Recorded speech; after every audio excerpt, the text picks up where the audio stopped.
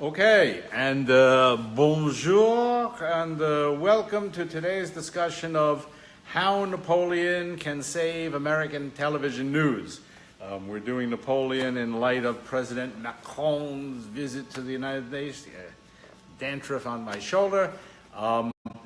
It's an interesting piece of history, and I hope you'll enjoy it. Napoleon, as you probably know, unless you're British, was one of the outstanding figures in world history. If you're British, he's one of the great enemies in history, but it doesn't make any difference. What made Napoleon so interesting was that he essentially took a country that was completely shattered by the French Revolution, 1798, which was really a function of the American Revolution, but that's another historical story. And he took it from this absolute mess where everyone was killing everyone else off and they were being invaded by people left and right. It looked like the whole place was going to unravel and turn into a complete disaster.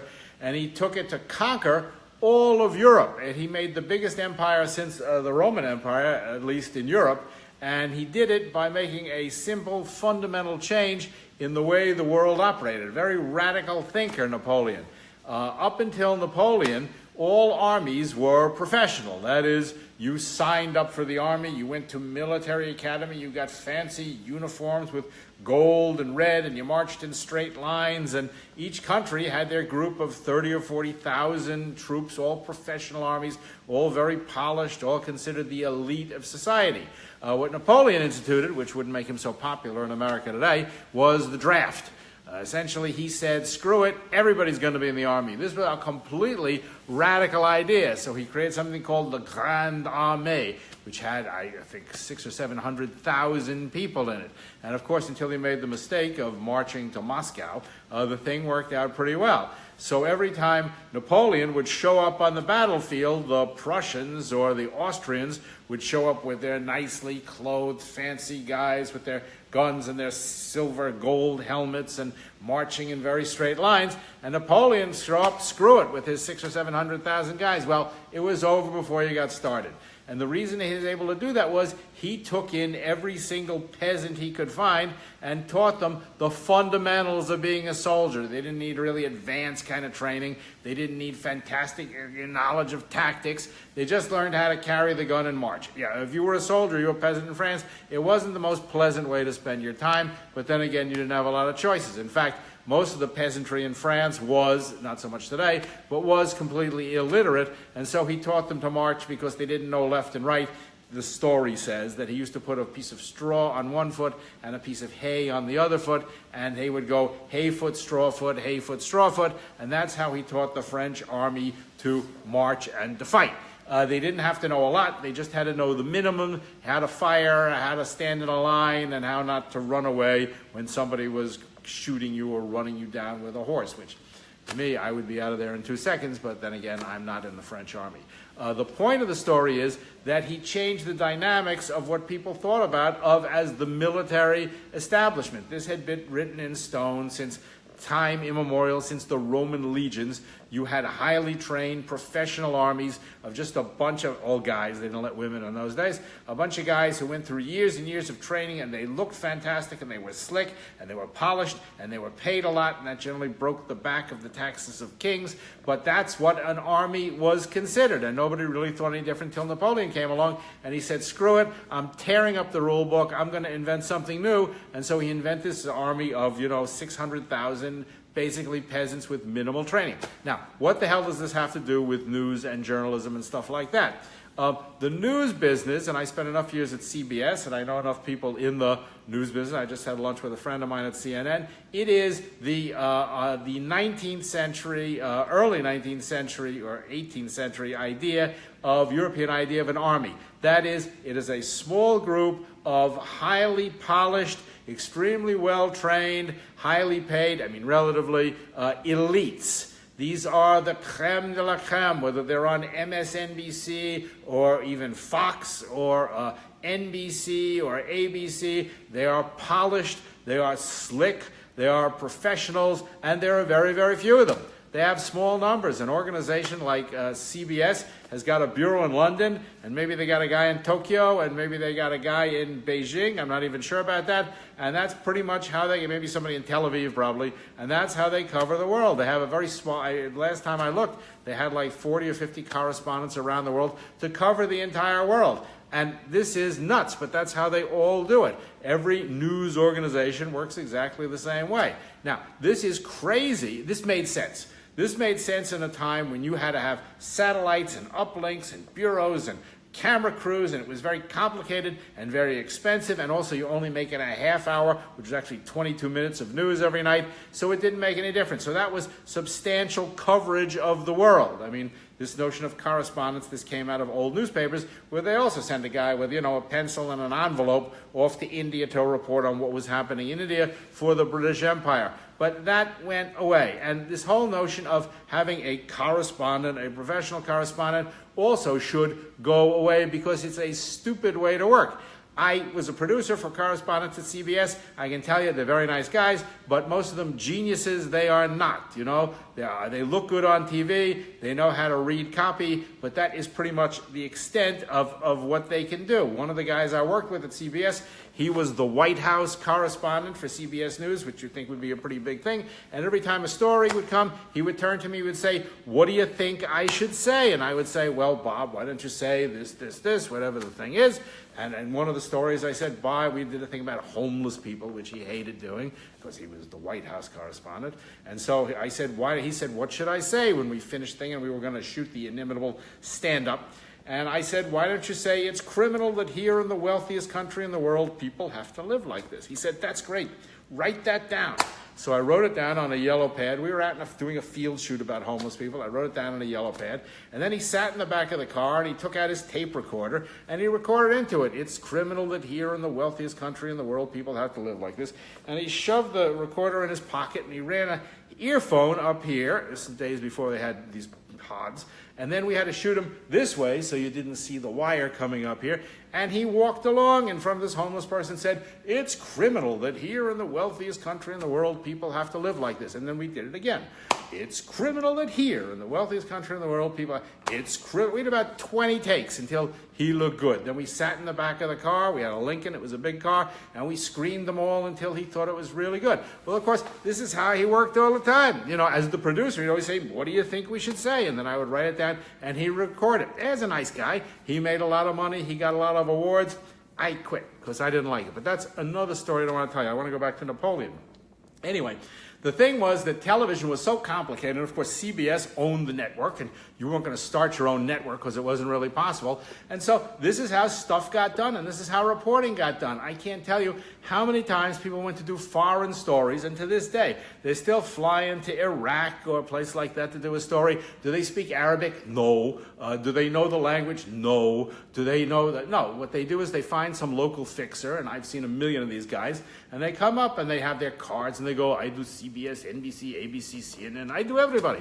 So you give him the money and he fixes you and he makes the thing. It's all basically lies and fraud. You're basically getting, of the story, you're getting maybe 1% of what's actually going on, because when you fly in, you parachute some guy in, how much do you think you're going to get? Which is like next to nothing. But that's professional television journalism for you. That's professional reporting. That's the way it's done. Just like the armies of the Austro-Hungarian Empire with their gold and their red, they were professionals. So along comes Napoleon and he says, "I'm bringing 600,000 peasants." Well, we aren't all peasants, but the turning point here is not the peasantry per se, but it is the general population of the world. There are 3.5 billion smartphones out in the world, in the hands of 3.5 billion people. That's a lot of smartphones. Every smartphone shoots 4K video. You can edit on it. You can broadcast live. You can transmit. This is the great equalizer. We're all on a level playing field now. So your average, not peasant, but your average,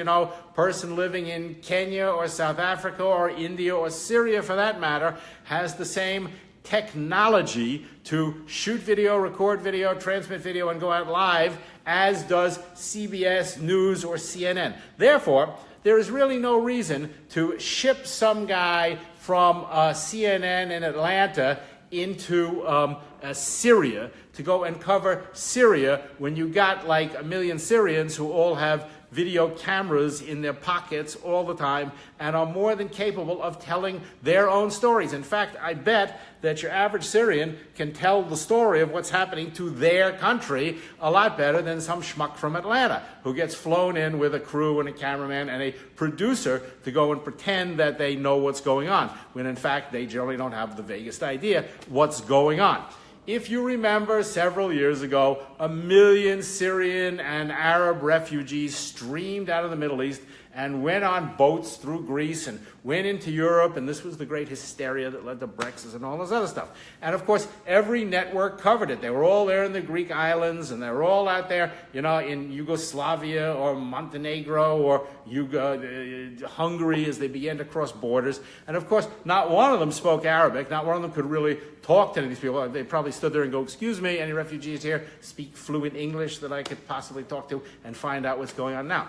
When that was happening, a lot of people were bitching that all those refugees have phones. And of course, they all did have cell phones. Well, that meant that they were all capable of shooting video. And my guess is that this is the most traumatic event that ever happened to them in their lives. And probably a lot of them were shooting video. So let's say we had 1 million refugees.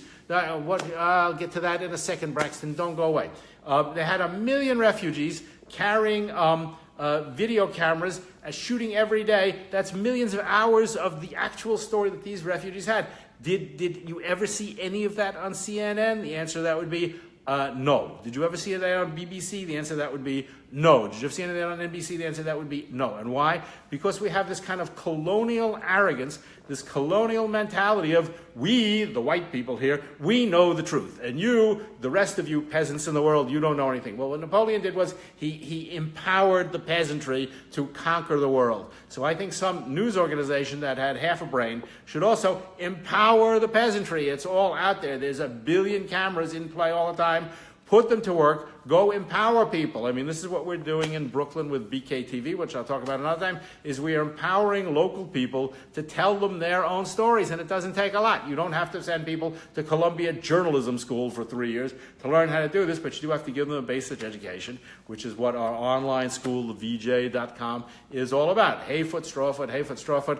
Don't move the camera. Here's the 5 shots. Here's a little journalism. Now go and tell the stories that are of concern to you. Okay, so that's my rant for today, is screw CNN and stop doing these arrogant reporters who don't know anything and turn the power of journalism over to the people whose lives are actually being affected and let them tell their own stories, for crying out loud. All right, back to the question. So Braxton, you write, would love to know your opinion on carrying a lav mic versus a shotgun mic. Well, first of all, I would say that everything we do now is with phones. I don't think we're selling all our cameras. I think they're a total waste of time. I think DSLRs are interesting if you want to do still photography, but to use them for video is crazy and completely unnecessary. The whole point here is to get the thing done as quickly as possible. So to answer your question on carrying a lav mic or a shotgun, there's a whole kit. I don't have it with me here, but you know what? Maybe we'll do a live thing and explain all the toys you can get. There's a little Rode with a line through the O, microphone, shotgun microphone about this big that you can mount on your phone when you want to get more directed sound. And then there are lavs that you can connect to the phone. You can even hook up, Sennheiser radio mics if you want to spend more on the radio mic than you spend on the thing. And there are ways of manipulating your phone to capture better sound. For the most part, the audio is pretty damn good on the cameras. So video mic me, Braxton says. I don't know exactly what that means, but the whole audio on the camera, I mean, I'm just talking into my iPhone now, and it sounds pretty good. I hope it sounds pretty good to you. But the fact is that you can trick these things out. Last night I did a lecture. I hope you caught it at my pleasure. I hope you caught this lecture last night at the print shop in New York, Lower East Side print shop. And I gave a big lecture to artists, explaining to them how they can use art and how they can use, Len Clark says the Shure MV88. I'm sure that's equally good too. Sounds great. How they can use smartphones and iPhones to create video to promote their own work. And then we showed them the bag of tricks with, you know, the lavs and shotgun mics and all the stuff, and also the lenses. We have some nice Zeiss lenses that you can append to the camera. But for the most part, I mean, this stuff works pretty well in and of itself. Although, you know, I'm not opposed to it. Everything is so, the whole point is everything is so cheap. I think the lav mic, I don't know, Len, what did you pay for the Shure MV88? I know that the Rode microphone we have is like, it's like $30 or something at B&H Photo, and those adaptive lenses are very inexpensive. And when you consider we used to pay thousands of dollars for these Sennheiser shotgun mics that we used to put on the top of Betacam, at the end of the day, I don't really see the difference. One of our students at the Brooklyn TV Project did a fantastic pilot on a series she ostensibly called Free at Mojo Fest. They're giving out the microphones for free at the Mojo Fest, Len? Maybe it's worth the airfare to go out there. Anyway, one of the students at the project that we're doing, he says $129. Well, that's, yeah, it is what it is. I'm sure it's fairly good. It's nothing compared to what the Sennheisers used to cost, thousands. Anyway, Emily Timmerman, and I'm going to post one of the videos that she did tomorrow on VJ World. You should check it out. She'd never touched a video camera before. She went out and she got herself a gig with a nail salon to start doing commercials and stuff for the nail salon.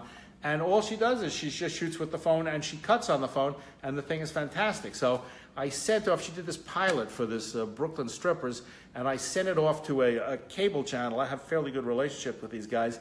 And they wrote back, and they said it's a little too edgy for them, which I understand because strippers probably is, you know, a little advertiser negative, but, you know, I may we'll get it on Vice and see what we can do with it. But the whole point was that she shot it with the phone and she edited it on the phone, and they didn't say anything about the broadcast quality thing. In fact, they wrote back and they said, did you really do this on a phone? I said, not only did she shoot it on a phone, she also edited it on a phone, and also she'd never touched a video camera before she started the training boot camp with us. So in some ways, I think they were more mesmerized by that. And I wrote back and I said, if you don't like the Brooklyn Strippers thing, tell me a show idea you do like, and we'll produce it for you and shoot it on the phone and turn it around.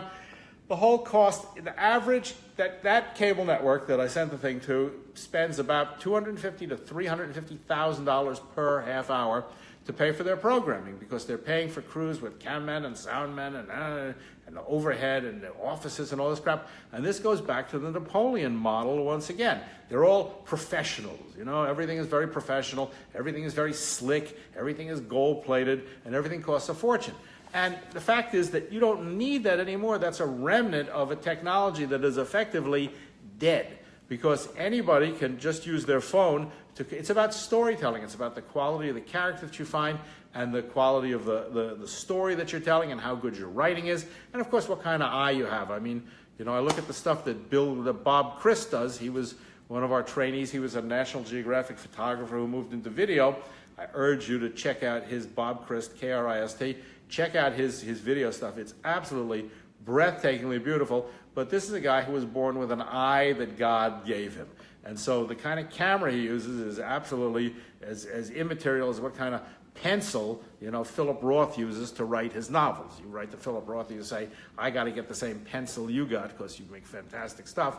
It's not going to do you any good. So the world is filled with, in my experience of doing this for 30 years, the world is filled with talented people who until very recently have been essentially cut off from the ability to create professional content because they didn't work for NBC or they didn't work for Viacom or they didn't work for Fox, and they were just sitting at home with an idea. Well, the revolution here is that if you have a smartphone and you have an idea, all you have to do is actually make it. There's not a lot of risk. You don't need a lot of meetings. You don't really have to put the budget together.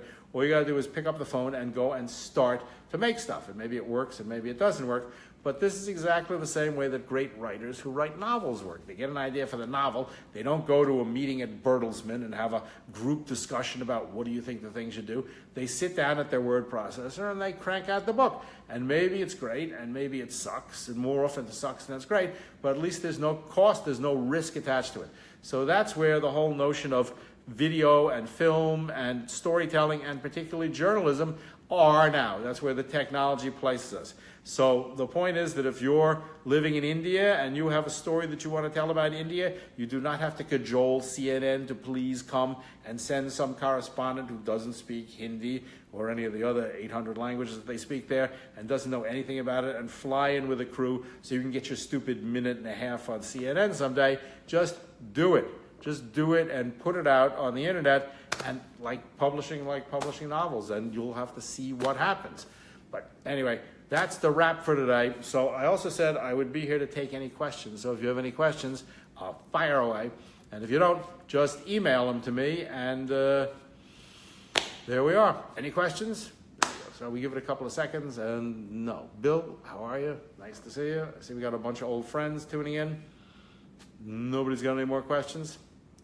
There we go. Well, we'll be back with more live stuff in the future. Thanks for joining us here. And if you have any questions, Len and Bill are Mojo heroes, just like you. Well, thanks. Yes, Len and Bill are definitely Mojo heroes. We're all trying to make a change happen, and the only way to make a change happen is just doing it. Anyway, I'll see you guys another day. Oh, Braxton says Luma Fusion. Oh, for editing, I guess. No question. Personally, I like iMovie, but I'm a simple person. Anyway, I'm checking out. I'll see you guys later. Thanks for joining.